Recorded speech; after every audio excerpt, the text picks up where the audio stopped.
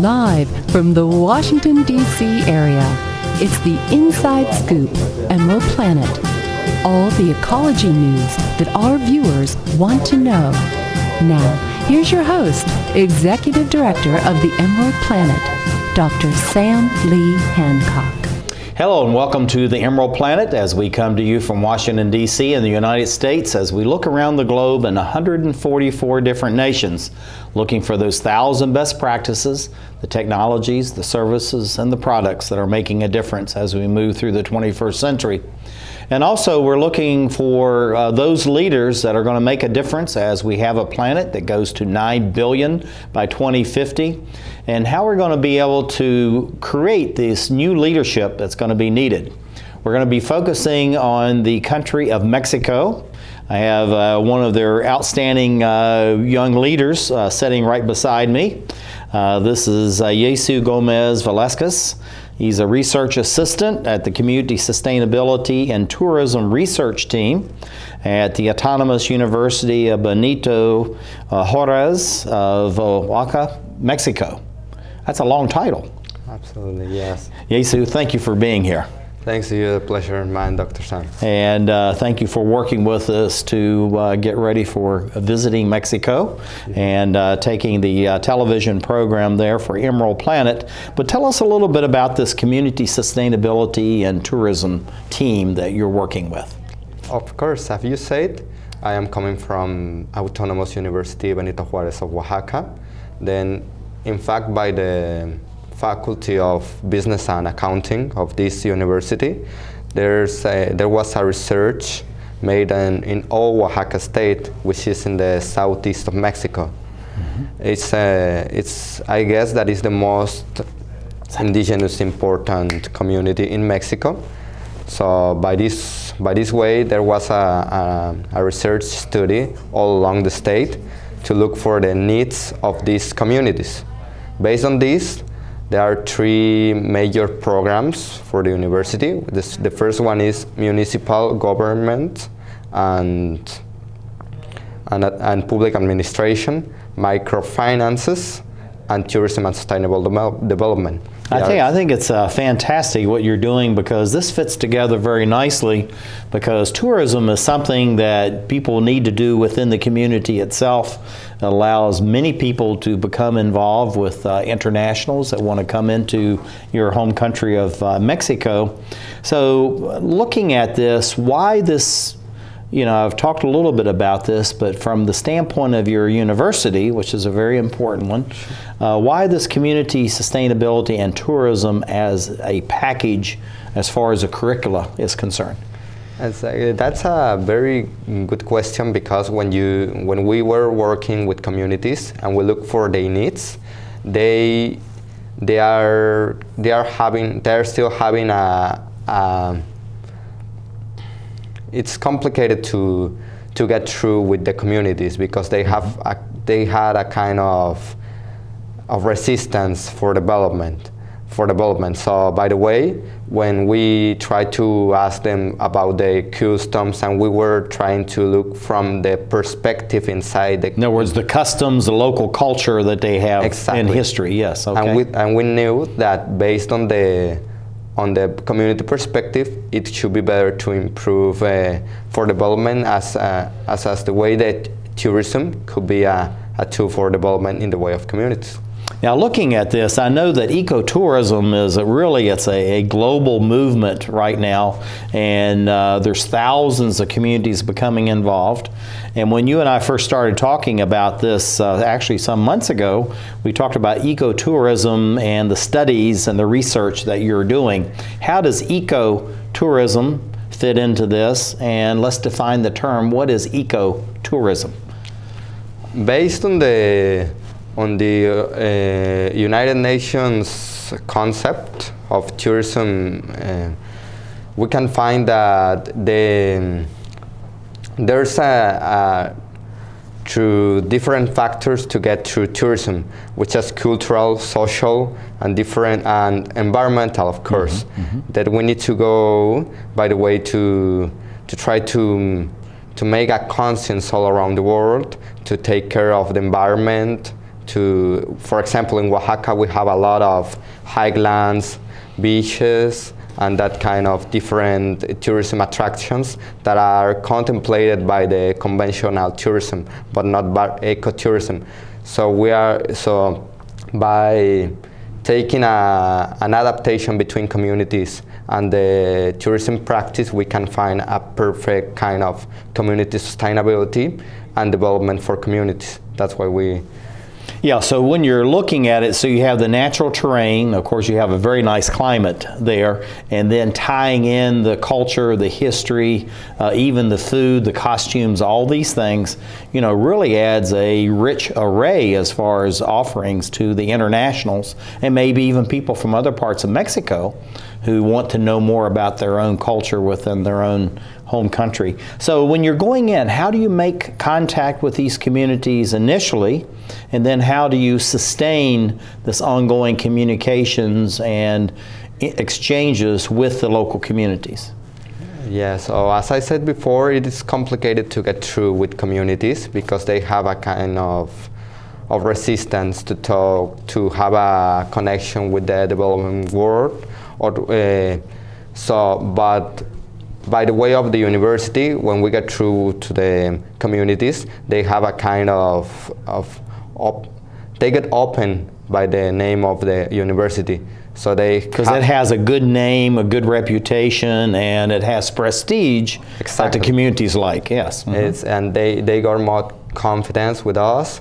Then we ask them what are their needs. We have been working in development plans which are presented to the local government, but based on their needs. And based on their needs, we try to create new projects. First of all, by ecotourism, the three different topics of tourism, of alternative tourism, which are ecotourism, rural tourism, based directly on communities, or community tourism, and adventure tourism. They are the different kind of tourism services that we have trying to make to work with communities in Oaxaca. So in essence, what you're doing then, Jesús, is that you communicate the variety of options that the community can have, and I guess they can have several of these options, but it allows them to feel like they're part of the decision-making process, and then they're buying into something that they're helping to create themselves. Is that what you're saying? It's a kind of, because it's not only to promote the options that they have to develop themselves. It's like every project is different, because they need to get adapt with the communities. So based on their needs, they need to create themselves as if they were doing. We are like only as consultants, I guess. And you're helping do the research and trying to help them along, but really allowing them to make their own decisions. That's the way I see. Fantastic. Now you introduced an idea. You want to talk about the concept of commonality and community sustainability. So define the terms, and how do you see those working together, and how are they somewhat different? Let me share with you that communality is a very important word in communities. I guess that this word comes directly from the communities in Mexico, and the indigenous communities. It's a complete worldview from inside communities, which includes human values that are sense of belonging, for example. They have a very good identity with themselves.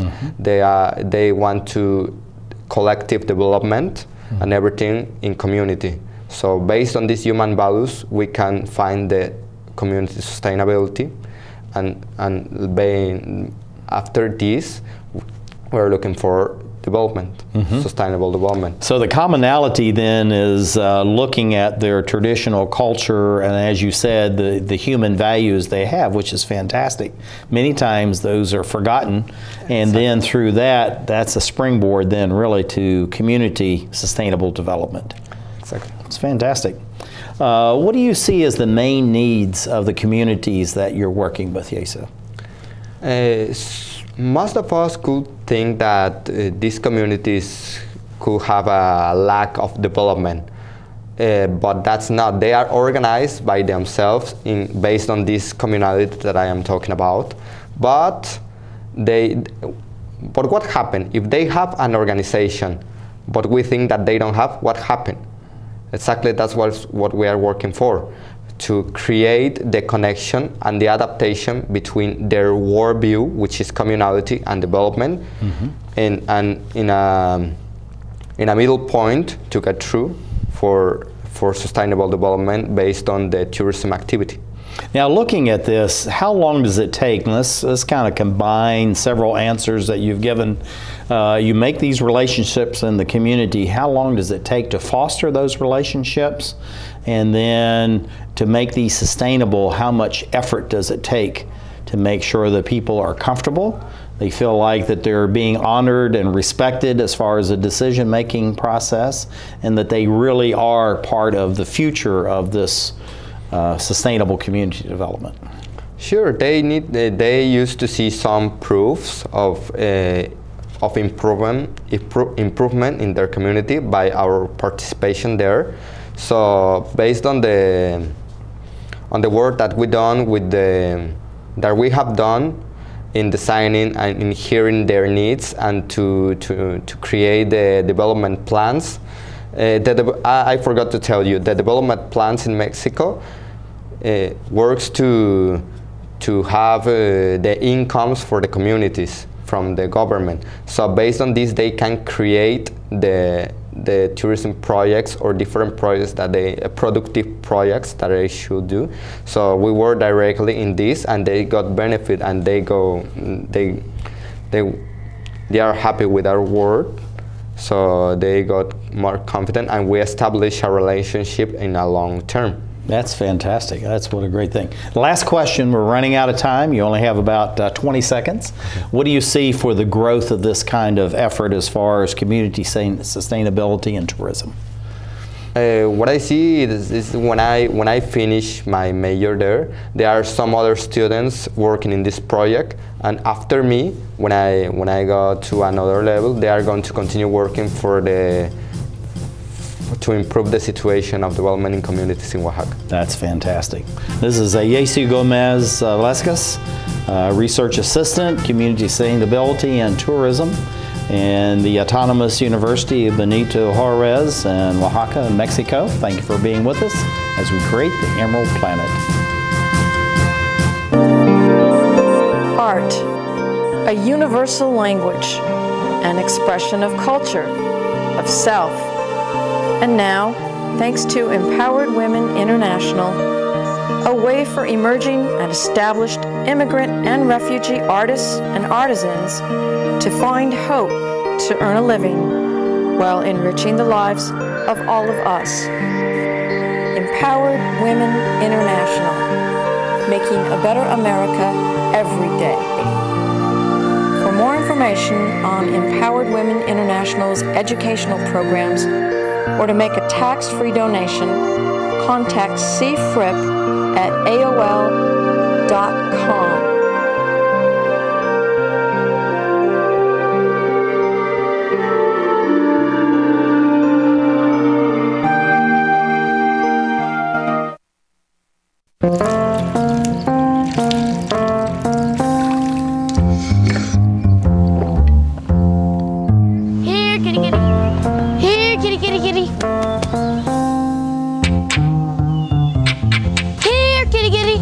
You'd think it would be easy to tell which kids have trouble with their eyesight. But that's not always the case. Even though 1 in 4 children may have a vision problem, eye doctors tell us the symptoms aren't always so obvious. We do know that 80% of all childhood learning is visual. And without good vision, kids can have trouble learning to read and may fall behind in school. For clues on how to spot the real-life signs of childhood vision problems and what parents can do, visit checkyearly.com.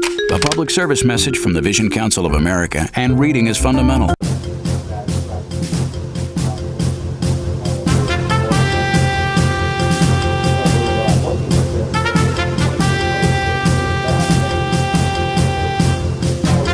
We're back to the Inside Scoop Emerald Planet.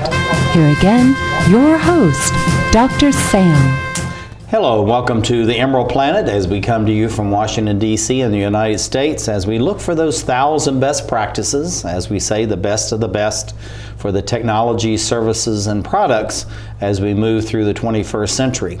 And as we're looking around the globe in the 144 countries that we're in contact with and also have various programming relationships, we're going to be talking about the country of Mexico, which is a neighbor and part of the NAFTA program, and also looking at the young leaders that are there. And we shouldn't say future leaders because they actually already have leadership roles within Mexico. And I have sitting right beside me is Manuel Carrillo, and he is a research fellow in social enterprises and social information and innovation for job development. It's a very noble cause you got there, Harindo. And he's with the Social Enterprises Management and Accountancy Department and law student, my goodness, what a title, School of Law, and this is the autonomous university there in Mexico. So thank you for being with us. Thank you too, Dr. Samuel. Yeah. Glad to have you here. And tell us a little bit about your university and also this organization you have, the Social Enterprises, Social Innovation for Job Development. Hi, well, I'm working with a group of young students of my same career and from different faculties. I'm from Querétaro and I'm studying now at the university of the local university. My project is about involve young students in the social sector or in the nonprofit sector of my town. I want to work with the local community houses, like the nonprofits there are not common like here. And now I'm here in Washington, D.C. because I'm interning in the Center for Nonprofit Advancement. I'm an intern of the communication area. Well, I think it's fantastic that you're here and also sharing between Mexico and the United States because the work that you're doing, and then of course the Washington Center is very much involved in all of this. But looking at your autonomous university, Querétaro, tell us a little bit about that. What is the size? And being autonomous university, it means it's a national university, so it's very important. And what do you see as the impact within the local communities from such a prestigious university? It's the most important university in my town, in my whole state. My university have 3 campuses, one in the city center and another in another communities. And my university had a lot of careers. It's the biggest education offer of the state. And in my university too, we are doing research about a lot of things, and they have programs to involve the young students in research. But I want to start a program to involve the young students to the nonprofit organizations. I think it's fantastic. And you're balancing the social innovation and entrepreneurship. This is something that we don't, in America, everybody talks about entrepreneurship, but yet in Mexico, there's a lot of state enterprises and, large scale businesses. And then you have very small companies. But what you're doing, I think you're trying to bring about a new mix of entrepreneurs coming out of the high schools and the universities. Tell us a little bit about entrepreneurship and how it fits into this social innovation. Yeah. Well, social innovation is bring something new to the reality and put it for the good of the common people. For all the common people, put something new.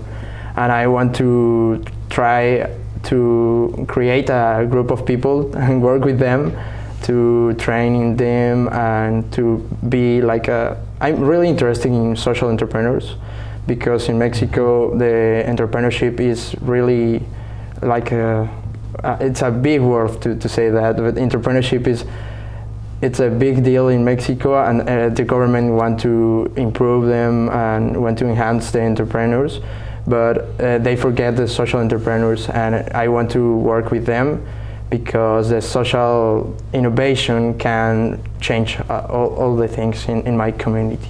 I went to Germany this year and I learned a lot of things about project management, and I went to the Humboldt University to study a short course about social project management, and I want to apply this in my community. Well, I think it's fantastic. And so what you're doing is you're really going around the world looking at the best practices, and then you want to take these back into Mexico and within your own state in order to improve the conditions among the general population there.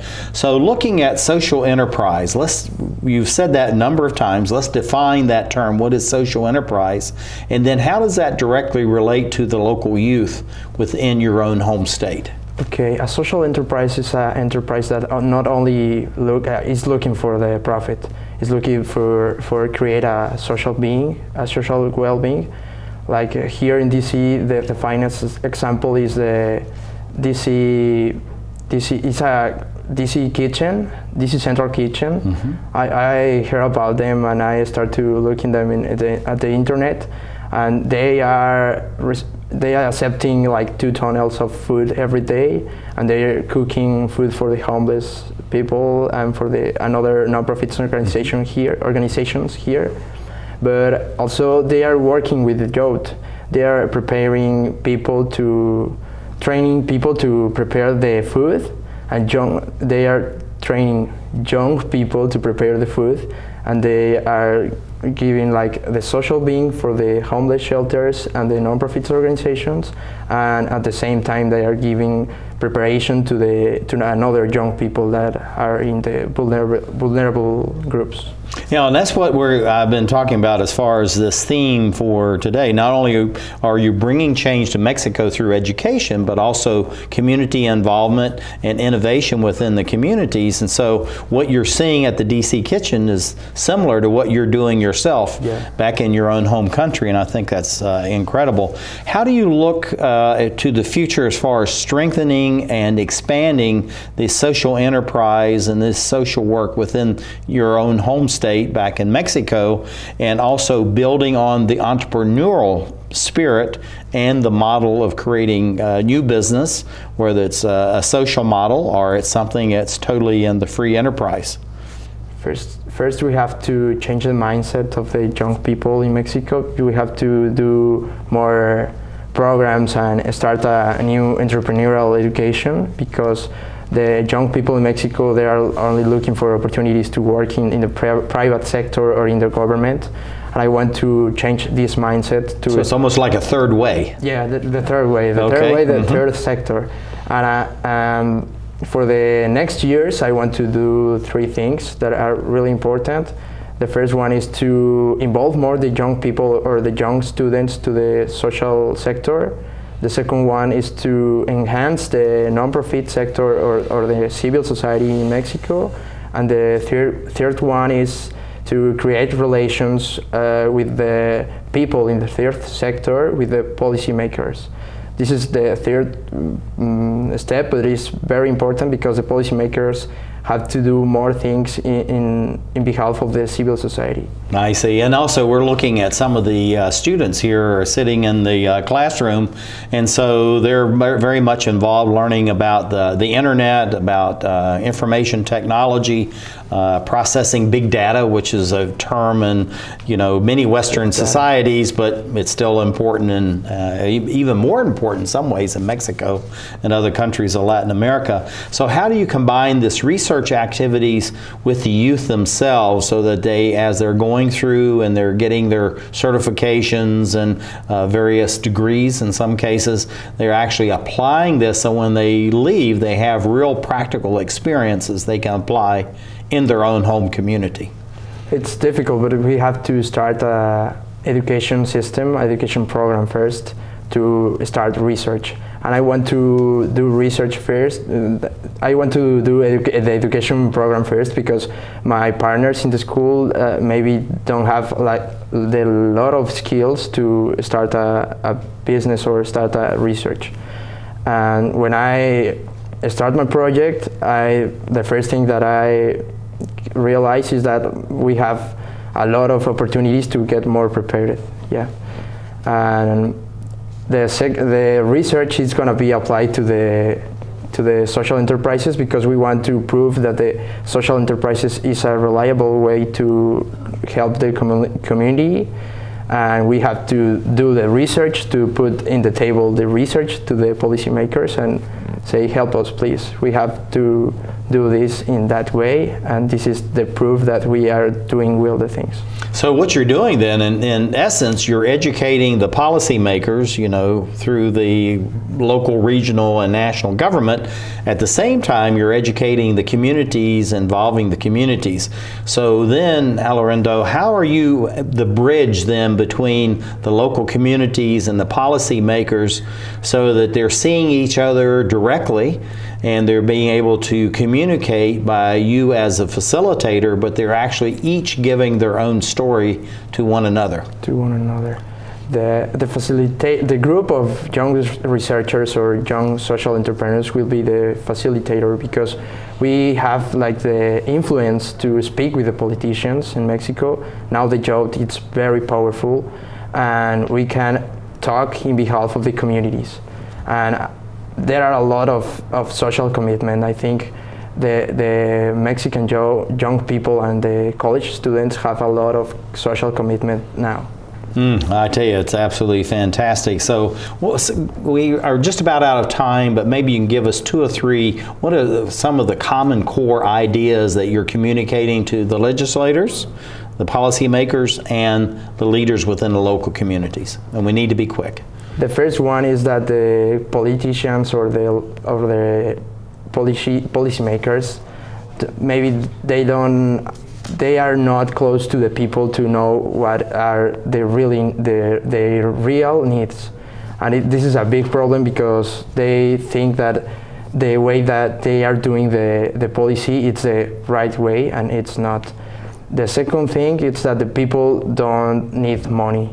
They need things to know how to start a business or how to start the real skills, the real knowledge. Skills, yeah, real knowledge. And the third thing is that the young people can do the same things that the government are doing now, but with less money and with less resources. Ah, that's fantastic. Anyway, Alejandro, thank you. Carrillo.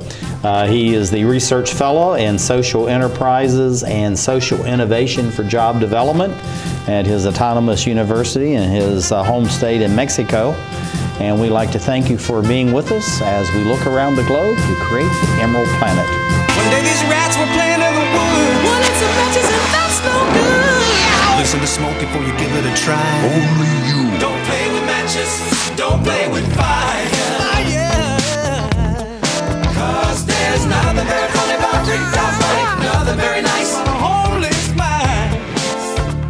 So if a gorgeous force is what you desire, don't play with matches. Don't play with fire. Only you can prevent wildfires. Fire. Why don't you just wash your car at home? When I wash my car, everything runs down the street and down into the storm drains. With all the chemicals in the soaps and waxes, the last thing I want to do is poison my own drinking water. At least here, it's all contained and recycled on site. That's why I also take my car in for oil changes instead of doing it myself. I might take a chance on spilling stuff. You know what the best part is? What? More time to kick back and watch the game. How far would you go to protect the planet? I want you to build an ark. Here we go. Okay, that's good. Oh, okay. Ow! Maybe there's another way.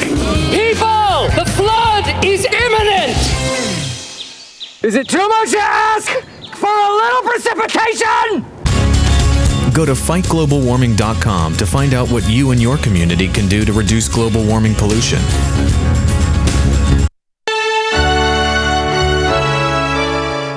Somewhere around the world, there are men and women of the armed forces risking their lives, helping rebuild communities after natural disasters, collecting toys for needy children, tutoring kids in school. These are your sons and daughters who work to keep us safe, secure, and free. Dedicated men and women who put their country first.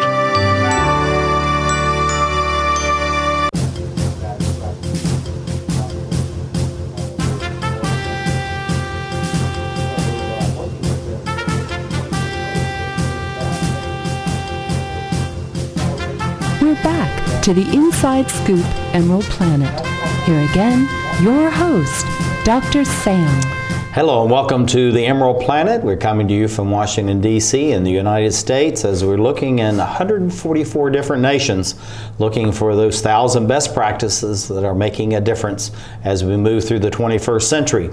And as we go to a planet with 9 billion folks, how we're going to provide all the basic needs that they have, which includes the education.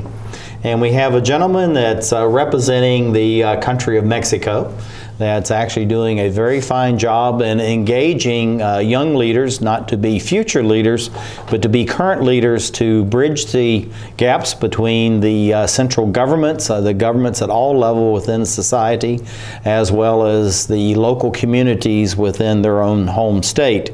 And so right beside me is Daniel Gonzalez, who is an industrial engineering researcher and community manager. And he has a project called the Green Youth MX Project, which he's going to tell us about. He's in industrial engineering, and I want you to tell us about this bridge between industrial engineering and Green Youth MX. And he's at the Technological Institute of Pachuca in Hidalgo, Mexico. And Daniel, welcome to the Emerald Planet TV. Yes, thank you. Thank you very much for having me. And as you say, that's a question everybody has asked me. Why, if you are an engineer, you want to get into the side of education? Like, everyone makes me that question because it's not common. So first of all, the name of my project is the Green Youth Project that I've been developing. I started it in Pachuca, in my hometown, with some friends. The first friend, as you know, we come with this project as a scholarship from the Washington Center. So I wanted to make this project to develop it here. And then one of my friends is a chef in Mexico. So he decided that we wanted to make that project why don't we teach children new techniques in the kitchen? Why do they make their own food?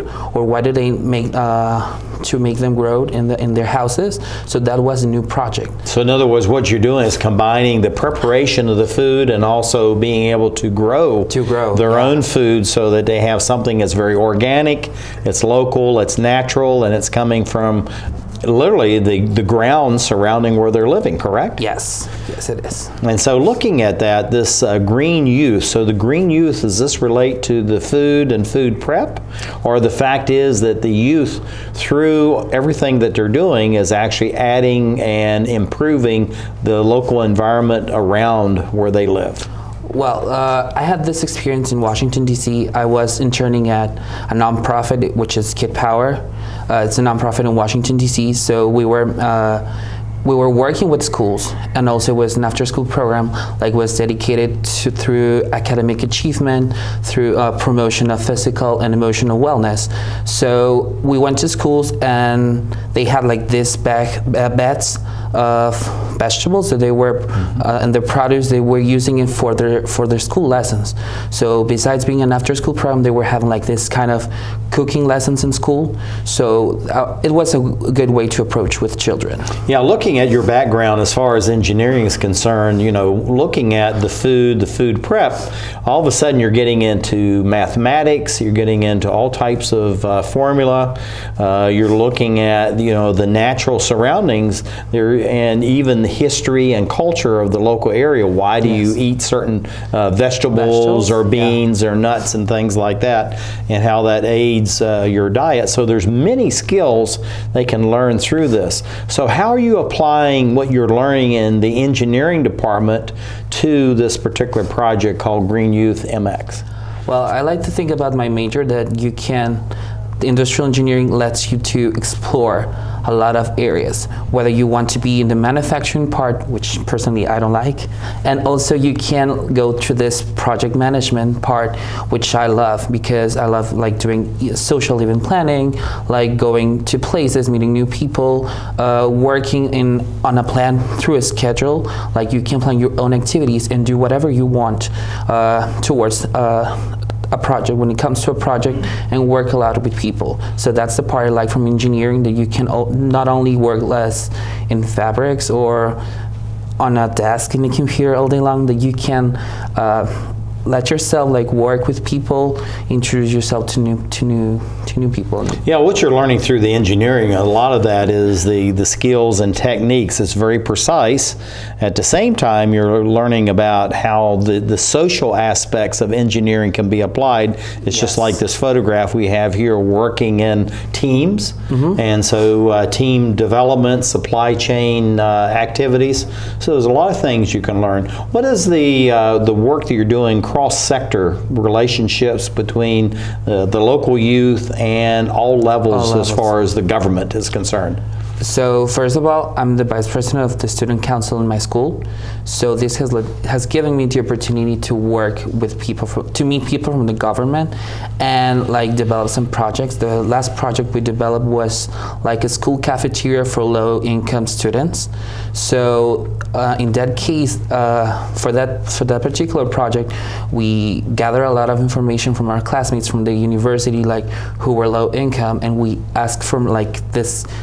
They call here grant, like a grant application to ask local governments for money so they can support, like, can you help us? Like, we have a lot of students that are coming to this city, but they cannot afford food besides transportation, utilities. Some of them pay rent. So can you give us some money so we can feed them, like an after-school program, and then can help us like doing some activities at school, like an internship, like the way we manage it in Mexico.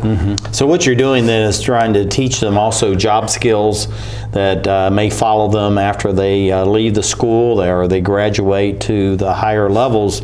But looking at this communication, how can you help to allow the youth and the community to start communicating their real needs and the ideas and suggestions they have for the development of their own home areas to the policy makers, whether it's at the city, the regional, or the national level? Well, I've learned a lot here in Washington, D.C. that if you start working with youth, even with children, I work here with a lot of elementary and middle school children here. So if you start working with them, they are really aware of their situation that is happening here. So you can like make, like for instance, on a small activity, like what do you want to improve in a program? So they start like giving ideas. So that's the way they can, well, I don't like this part of this program, can we change it? Can we do it another way? So that's the way I've worked here with children, and that's the way I want to approach on youth there, because you might think that children don't have needs, or that they are not like enough old like to make decisions by their own. But here I'm surprised how children are incredible, talented, and intelligent. Like they can decide what they want, what they don't like, what they want to change, and work to change it. Yeah, the one thing about it that people are amazed at really how aware children are. Yes. Sometimes they're more aware than the adults, because the adults are day to day, trying to take care of the family, where the youth, they're exploring, they're learning, they're open.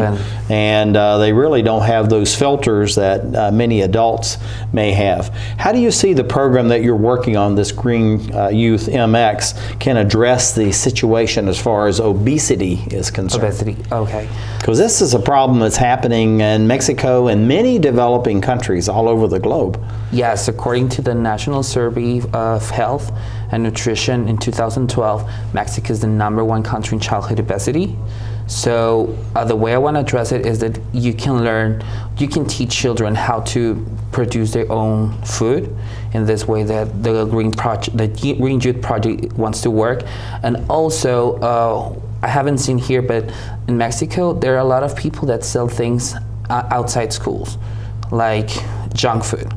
So that doesn't help, because children buy that stuff, and then when they get home, they don't eat vegetables. So it's kind of a problem. So the way we can address it, it's that through nutrition, by building a nutrition curricula in this program, we can tell children not that is it good or is it bad. I mean, we can teach them that they can do better or they can do certain things in a different way. They cannot eat this kind of food. They can produce this food, and they can taste new food through new recipes. Yeah, this is something that you and I have not talked about, but we work with a number of schools in Mexico with the Monarch Butterfly Project. And so there we actually set up tree nurseries at the school, so they actually can take the little seedlings back to their own home and start planting the trees to encourage the monarch butterfly to be back with us. So this is something that not only the nutrition, because they're doing gardening, but also add the tree nursery to it. So that may be something that you want to think about as far as your project is concerned. What are some of the differences, Daniel, that you've seen between education in Mexico and the United States? Well, first of all, I was able to meet 2 people from the District of Columbia Public Schools.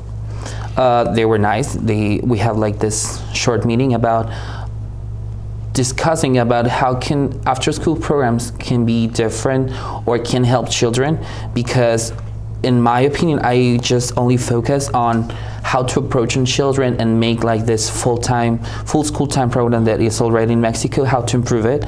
But at the same time, they gave me like this vision of you have to be aware about the emotional wellness as well, because there are a lot of children that they have like this, the after school program is a way to get rid of their like reality, because some of them, they don't have books at school, they don't have like a lot of utilities at home. So that's one of the parts that the system of education in the United States is aware of. Like, you have to also care about the emotional wellness, and also facilities here are amazing compared to public schools in Mexico. They're amazing. They're totally different. So that's some this is something that even in communities that complain about their schools, when you go abroad, whether it's in Mexico or Japan or South Korea, places, the facilities are amazing here within the United States. So looking at the growth of this program, what do you see, Daniel, for the future over the next, say, 5, 10, 15 years? Well, first I want to make it locally in my hometown. And then I really want to develop this project to make it like a mandatory lesson in elementary schools.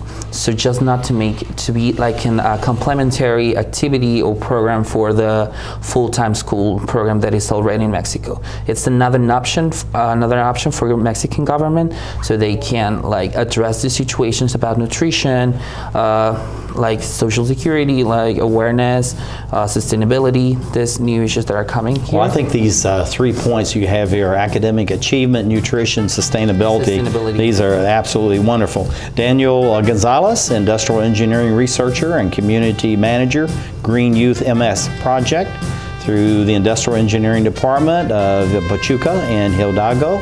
Thank you for being with us as we create the Emerald Planet. But for others, it might take a little more work.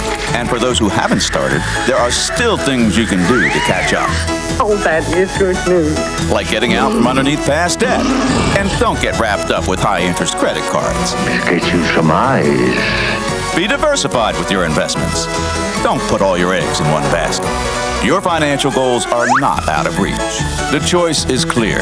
For a happy ending, choose to save. Everyone with alcohol and drug addiction is in the same boat.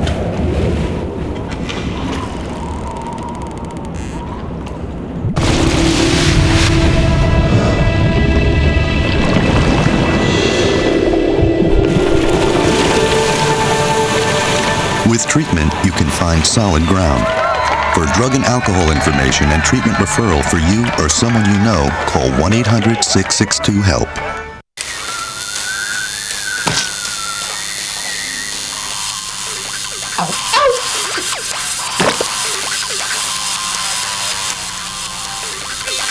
Dude, are you sure you want this tattoo? Because just do it.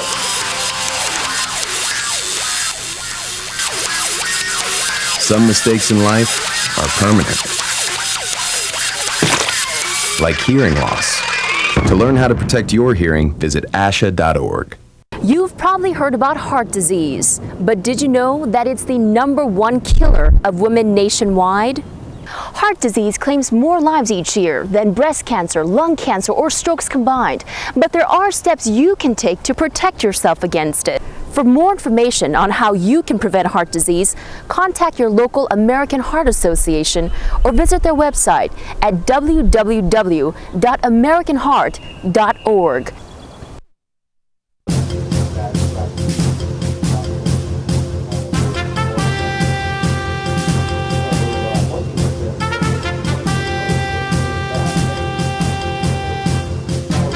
We're back to the Inside Scoop Emerald Planet. Here again, your host, Dr. Sam. Hello and welcome to the Emerald Planet and the Emerald Planet TV. We come to you on a weekly basis from Washington, D.C. in the United States as we look around the globe in 144 different nations looking for those 1,000 best practices, the technologies, services, products, and of course the people and the processes that are making a difference as we move through the 21st century. I'm Dr. Sam Hancock, the President and Executive Director of Emerald Planet and Director and host of the Emerald Planet TV. And we're looking at the country of Mexico and I shouldn't say a future leader, but a current leader, young leader, working in the areas of social engagement and environmental quality. This is Enrique Tamaz. And he's with a law firm of De La Pinta and Rivera, and in Nuevo Mexicali in Baja California on the Mexican side of the border. And that's really a beautiful area, Enrique. So you come from a very beautiful area. But anyway, welcome to Emerald Planet TV. Thank you. Glad to have you here. Tell us a little bit about your law firm and why would a law firm be interested in working in the social areas as well as environmental quality? Well, actually, my law firm, it's integrated by Guillermo Rivera and Leonel de la Peña, which are two really recognized lawyers in Mexicali. And they've been working through the bottom to the top. They've been constructing their careers, so they know they have their social engagement, and that's why they always keep working with social commitment, and they want to develop the quality, the life quality of our citizens in Mexicali. That's why we always want to address problems such as social security or labor law, which is there is the most common problem with the people in need. But you're focusing really on environmental and environmental quality, environmental development. So looking at this as far as involving people at-risk communities, how do you work with them and communicate this need to be involved as far as protecting their own local environment and how that environment in turn can bring about an even higher quality of living and a sustainable living within Mexicali? Yeah, of course. We have to make them notice that the current pollution that it's leaving the Mexicali, Baja California, it's affecting their health, and they have to take action of it. Maybe some people don't want to trust or they don't want to take action because the government is constantly taking sanctions, but they are not giving all the feedback that is required to address this kind of people, which usually doesn't have the same level of education and the same opportunity of many of the common citizens, and they are actually the most of the population. So we must take care and make them notice that the environment is something that we should really appreciate in order to improve our health and improve the quality of life of the next generations. Mm-hmm. Now, looking at the people that you're working with in these at-risk communities, how do you communicate with them? How do you get to know who they are, identify them, and then they in turn are willing to allow you to come into their community and work with them as advisors or to be involved so that they in turn then will understand what is going on around them as far as the environment, and and then also at the same time to address any kind of pollution that's going to change, you know, the air, the soil, and the water quality of their local communities.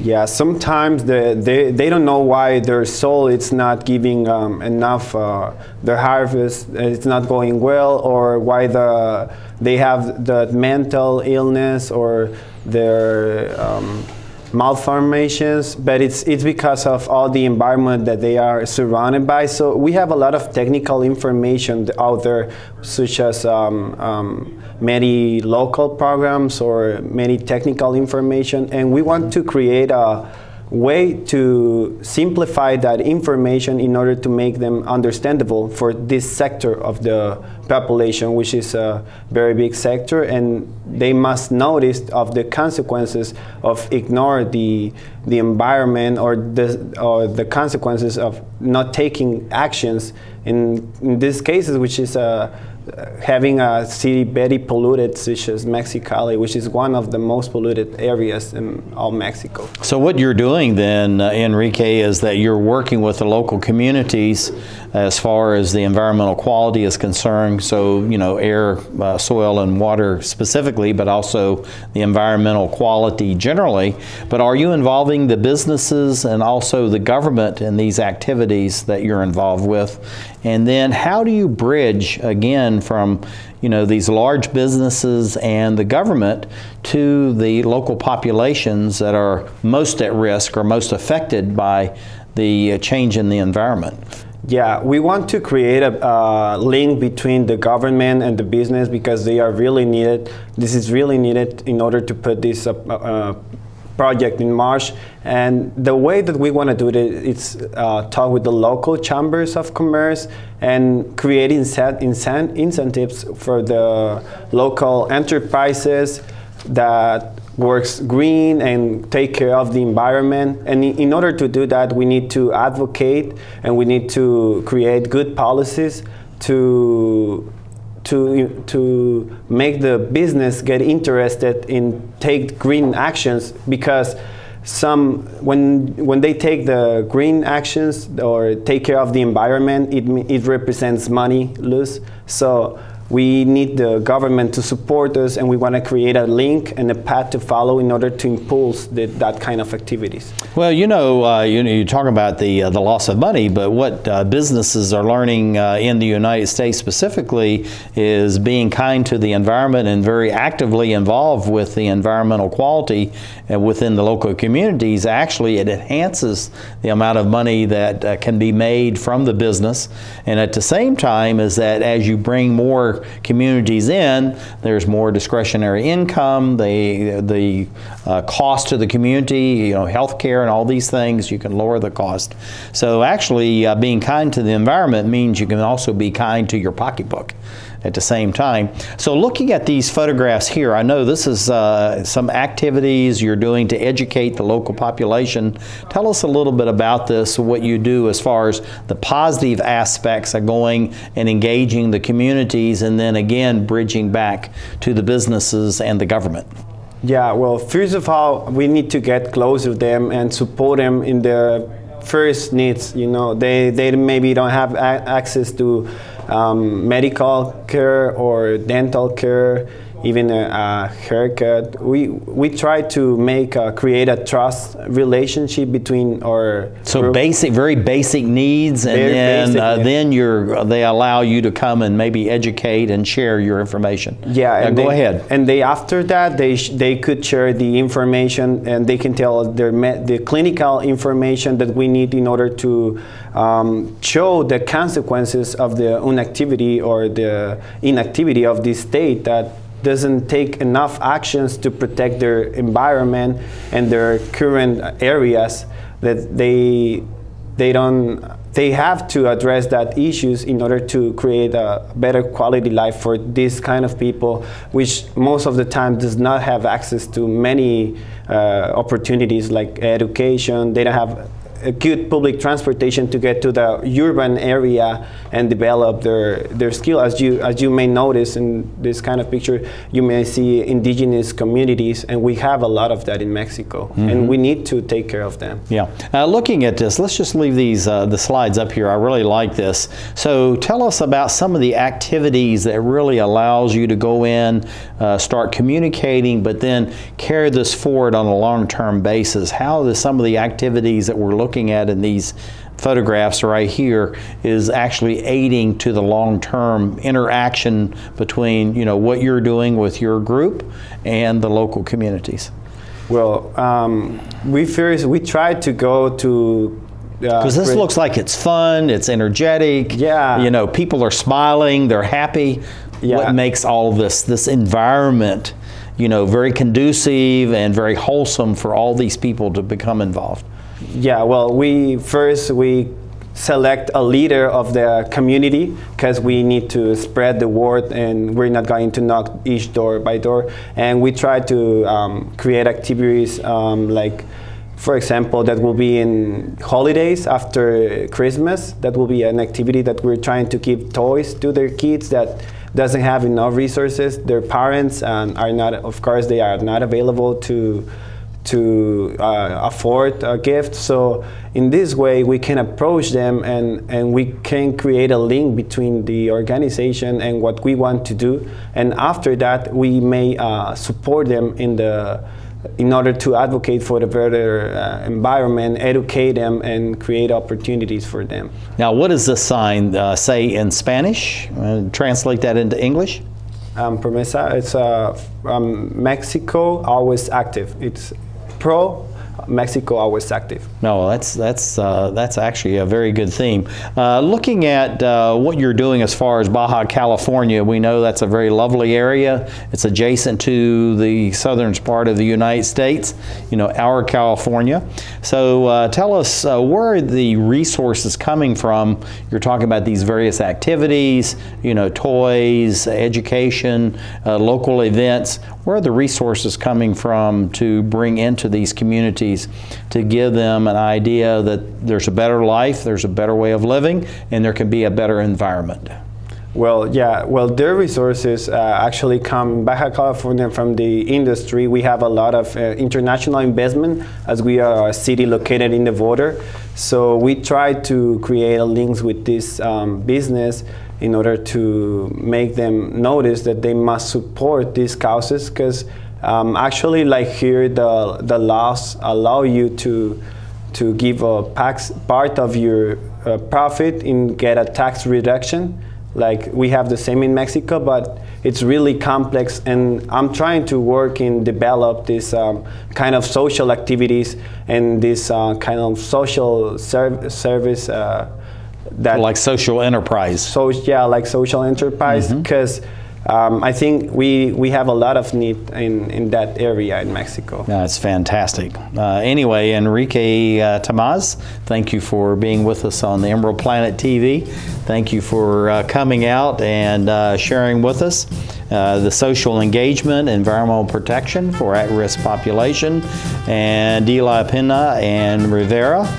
And it means it's a law firm, and you're in Mexicali and Baja California, and it's wonderful what you're doing, and we're very proud of you, and we look forward to coming to visit you in Mexicali in California as we create the Emerald Planet.